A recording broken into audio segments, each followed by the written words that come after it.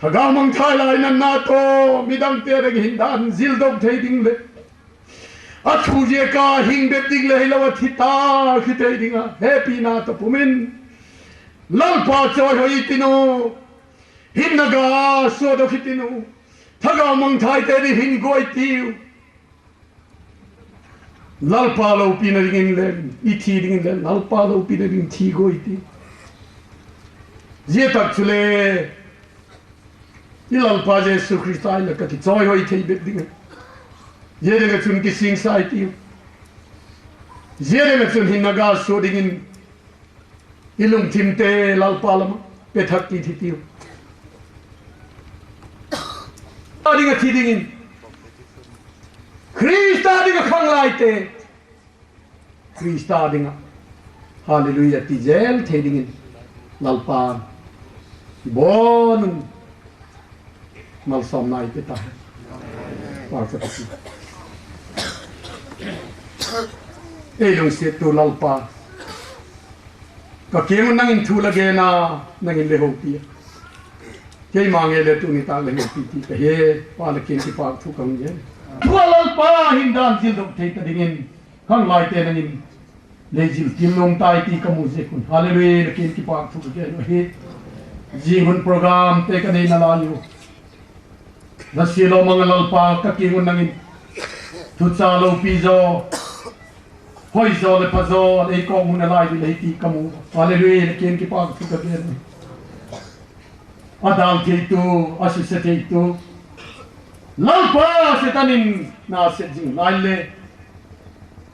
ka changlam ka velam kanung lam kamalamu ei nu si ngai lo ei tha tham ngai lo pa nang ma le hina kha hung da choi na te nang ma yin lu ni ta ka hung khom tu te sia tang munung zon khalawa da thu la ngai ta tu te ho zo sia nga le mang thai ta lo hi da ka kiengo la thu ge na te ho hi da hoi ta ka su se ni ma le som pi ni lo pi na le choi na te nang ma hung pe kom je zo sia tu ka la pa de su ka de noi amen Bảo mama zinga tu hin Hilltown choreography te kha hun mang dingun ko hitin amao zo phale organizing board lama pat puan hen mil kha aw me chun hun hung don lo le le poimo competition ading to om kha chun hun ong hong katin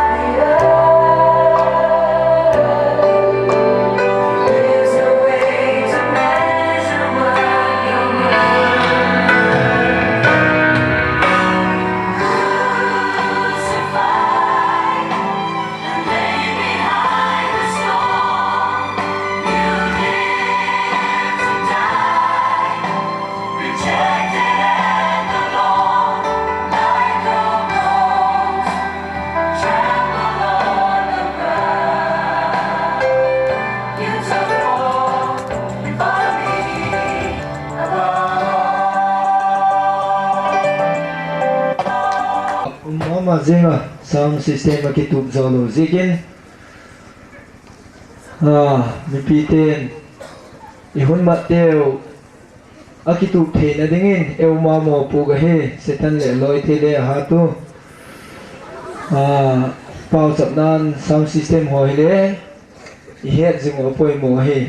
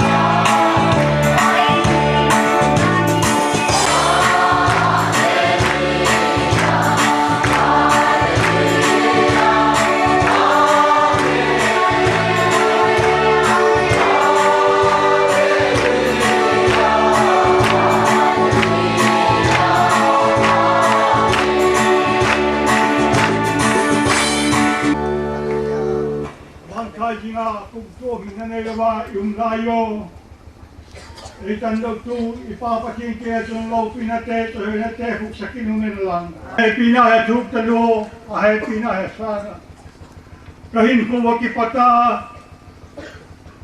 2005, kung saan di palak patahin, nang makipata, halakaw siyong tele, tsate, kay mawin ko wakipata, tupumahin, Hallelujah. Patien Emmanuel ka ke tahen kia ti thei kam ta ge tu papa he ke chung lo pi te che te ku cha ki ki he lang amen e pi san man tam ta ke ta na ko le ke pu le shen na go ta ge kai ho hin na tha le ke pa thak te mal zo na thak te e pe thak ki ge le ko go ki te he amen tu ne kai dano te ki pa hin na kai dano ki pata lahe pi na lo pi tu di tieng pa ki pata Hallelujah tiang kedingin lahat inamal zon na thagaw siya do po na lahat kayo na siya tule kumpon kalewo tungjahan amen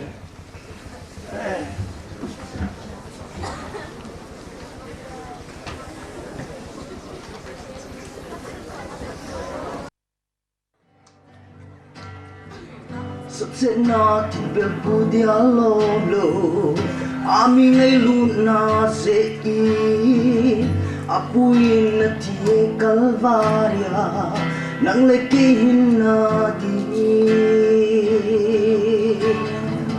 Hallelujah, hallelujah, be. Watchoy jing dialog sunang bo, o pagkay si sunang bo nahi. Watchoy jing dialog ngayon pagkay na siye, hazing nga na umlole. Gutsabang nga na heng ka, di nga hiyati. Kung vazit din kahili, nalulungkot ko'y ma. Allah pelong na din na ne, sujudu desi. Kompis ngahin, lasak lampanghin, nasa takmain kantaw na inayo, latiem tam takle, midangten artist ay ko thei mule, thei phili tau ti hedin lungdam omei. Thei le, pakana kam kaptul no, kamben links pai, amau teni hi ahiwa.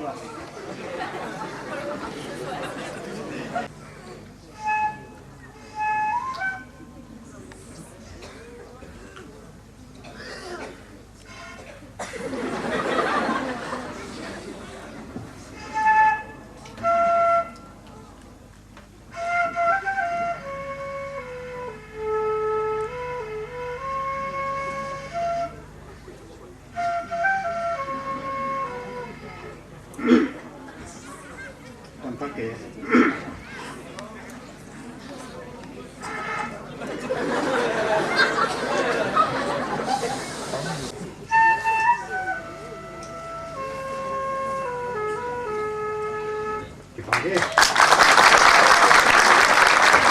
Ikaw ko ma,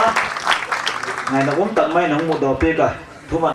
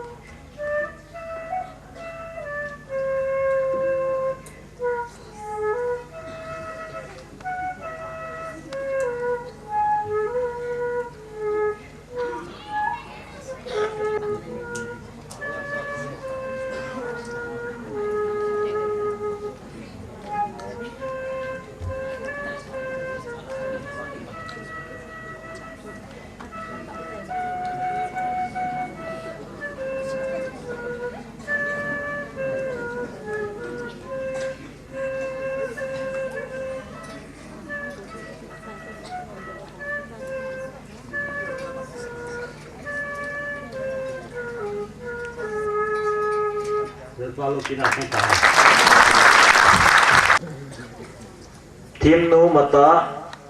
pau ben bisang wapi veng monlal muya veng hamin lun Imphal zoli tul nu piel mon langgol pau boy Silong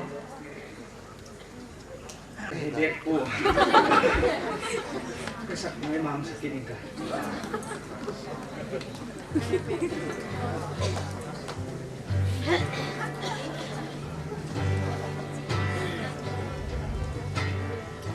सबसे नाती पे पुदिया लो आमी ngay lut na se apuin na ti e kalvarya nang lekihin natin. Hallelujah, hallelujah, me. Watchoy jing dialog sunang bo, o pagkay si sunang bo nahi. Watchoy jing dialog ngayon pagkay na siye, hazing nga na umlole. Gutsabang nga na heng ka, di nga hiyati. Kung vazit din kahihi, nalalungkot ko'y ma. Allah pelong na din na ne, sujudu desi. dam lo na so selung hana lung sakina kita tom ho gilaweng sen na so sinang ho ako nin ko'y mangulin kihepito chitulung nemon pati nin Krista anang ho ang ay dambang unchin khat leka kingay dam to cheun ngayon pagkay na saye azinga na umlole utsabang nga na hengaga kung di nga hiyati kung positive kahihe nalalugod ko'y ma ala belong na din na nation to nagpalot pinasang tayo.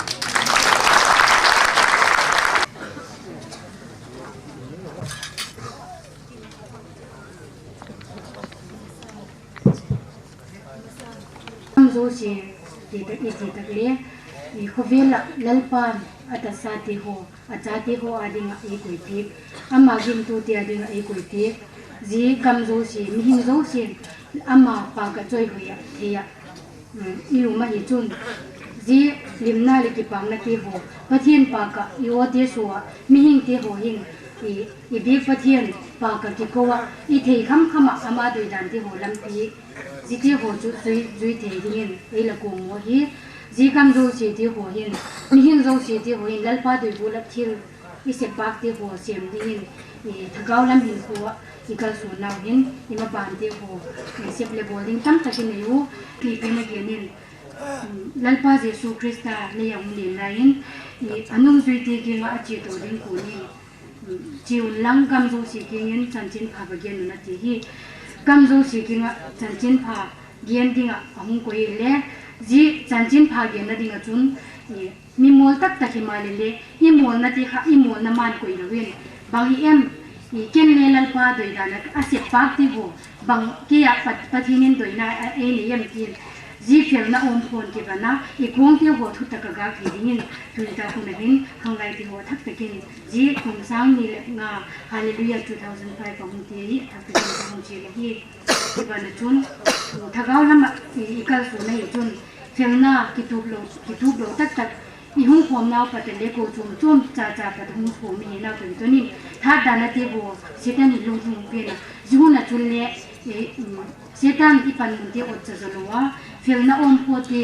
i kong te ho ka kin fel na om po te ki thumin i lal pa ding a isep ma pa ki ho sem ding a go ta i na zo se chu i